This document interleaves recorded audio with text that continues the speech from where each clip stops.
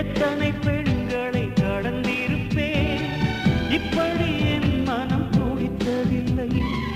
இமைகள் இரண்டையும் திருடிக் கொண்டு உறங்கச் சொல்வதில் நியாயமில்லை. நீ வருவாயோ இல்லை மறைவாயோ, ஏ ஏ ஏ ஏ தன்னை தருவாயோ இல்லை கரைவாயோ.